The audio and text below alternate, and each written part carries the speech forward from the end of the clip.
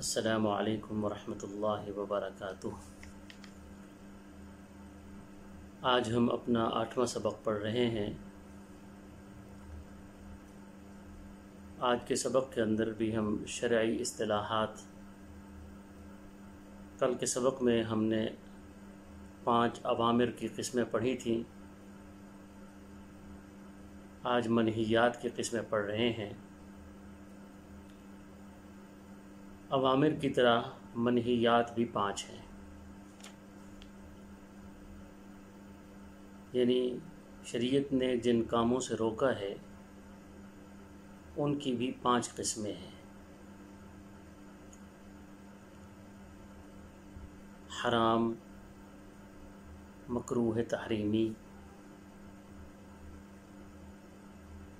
اساءت، مکروہ تنزیہی اور خلاف اولا۔ یہ 5 قسمیں منہیات کہلاتی ہیں۔ سب سے پہلا حرام۔ حرام اس فعل کو کہتے ہیں جس کی حرمت دلیل قطعی سے ثابت ہو۔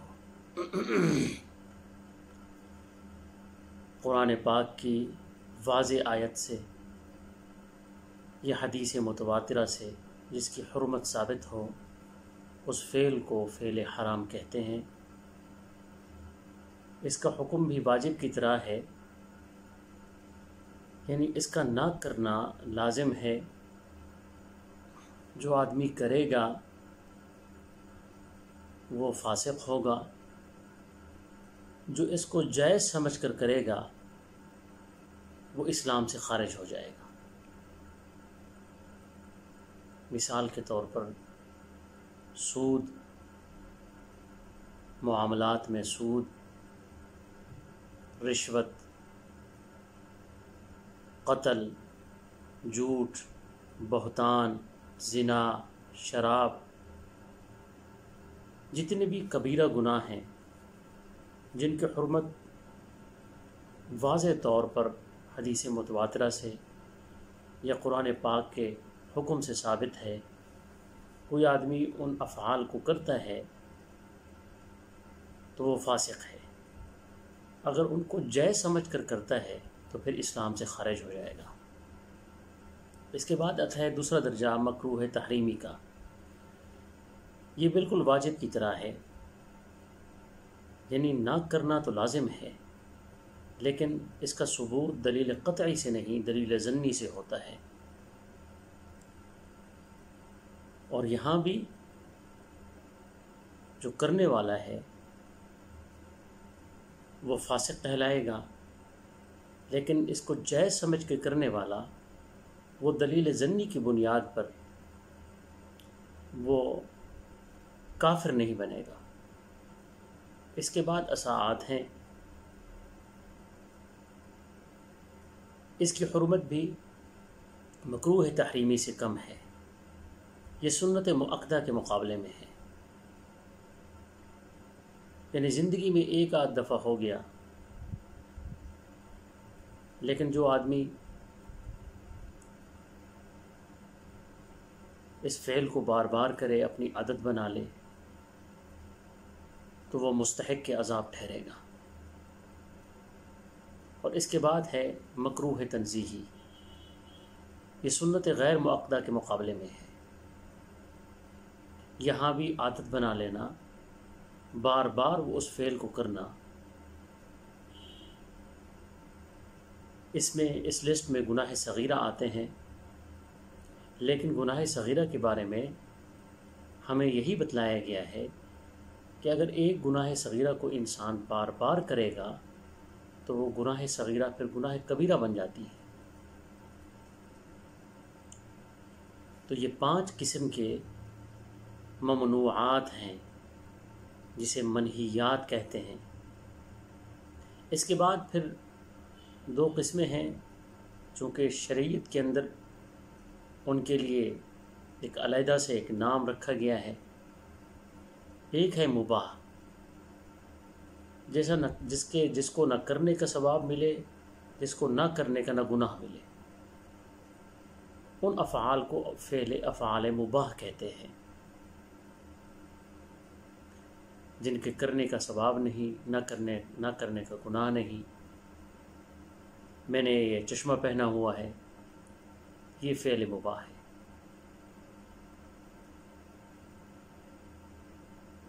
تو جتنے بھی مباح ہیں ان کے کرنے سے ثواب نہیں ہوتا اور نہ کرنے سے گناہ نہیں ہوتا، لیکن چونکہ شریعت کا جو اعمال ہے ان کا دار و مدار نیتوں پر ہے، بعض دفعہ ایسا ہوتا ہے کہ افعال مباح کے ساتھ اگر انسان کی اچھی نیت ہو تو وہ باعث ثواب بن جاتا ہے۔ مثال کے طور پر یہ میں نے چشمہ پہنا ہے، یہ فعل مباح میں ہے، لیکن میں نے چشمہ اس لیے پہنا کہ میں اس سے تلاوت کروں گا، میں اس سے قرآن پاک پڑھوں گا، اب میرا یہ چشمہ پہننا باعث ثواب بن جائے گا۔ اور اسی طرح افعال مباح کے اندر اگر نیت بد ہو جائے تو فعل مباح گناہ بن جاتے ہیں، حرام بن جاتی ہے۔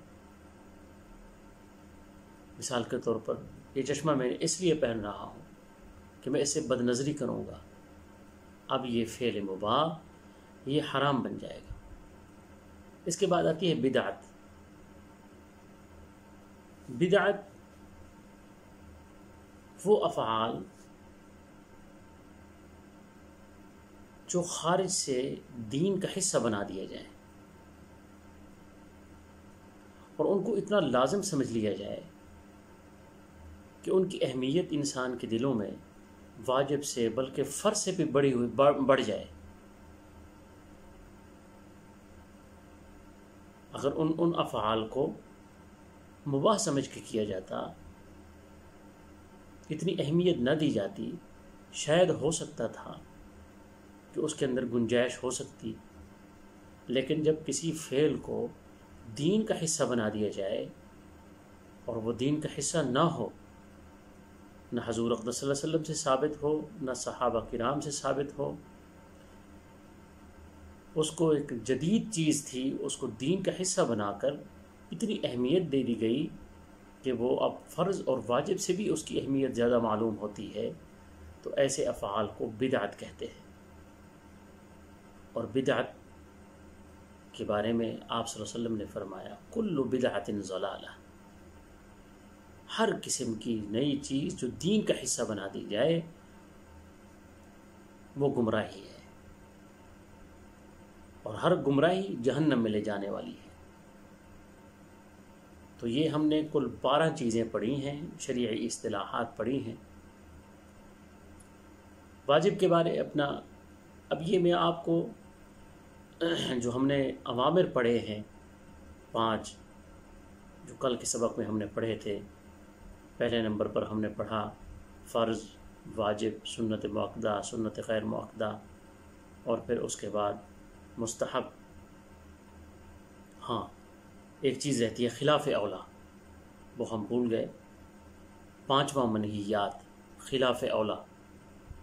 خلاف اولا یہ مکروہ تنزیہی سے بھی کم ہے، یہ مستحب کے مقابلے میں ہے۔ جس طرح مستحب کے اندر انسان وہ افعال مراد ہوتے ہیں جو اللہ کا محبوب بنانے والے ہیں، پسندیدہ اعمال۔ خلاف اولا پھر وہ اعمال ہوں گے جو انسان کو اللہ سے دور لے جانے والے ہیں۔ اس لیے متقی حضرات خلاف اولا کاموں سے بھی دور رہتے ہیں۔ تو میں عرض کر رہا تھا یہ 5 جو ہم نے پڑھے ہیں اوامر، پہلے نمبر پر ہم نے پڑھا فرض، واجب، سنت مؤکدہ، سنت غیر مؤکدہ اور مستحب۔ ان کو ہم یوں سمجھیں کہ ایک کمرہ ہے، کمرے کی جو در و دیوار ہیں وہ فرض کی حیثیت ہے، در و دیوار اور چھت۔ اگر در و دیوار اور چھت نہ ہو تو کمرہ کمرہ نہیں رہے گا۔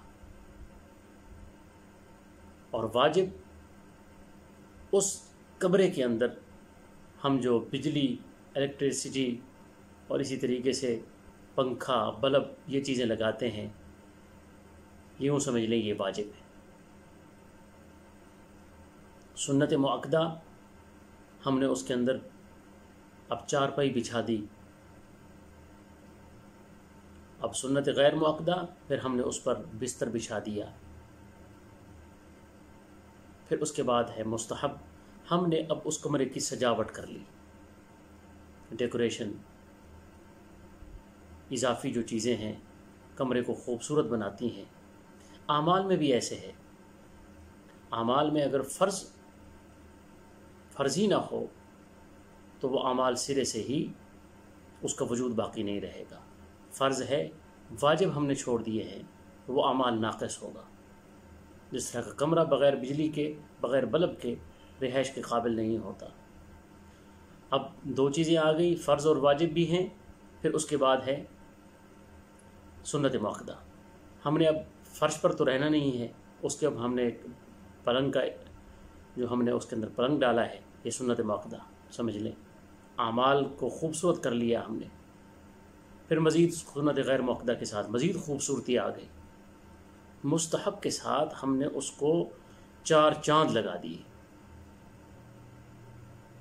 تو یہ ہم نے شرعی اصطلاحات پڑھی ہیں، تو انشاءاللہ کل سے پھر ہم اپنا سبق مزید آگے بڑھائیں گے، چونکہ یہ شرعی اصطلاحات آہستہ آہستہ ہمارے ہر جو شرعی اعمال ہیں ان کے اندر استعمال ہوتا ہے۔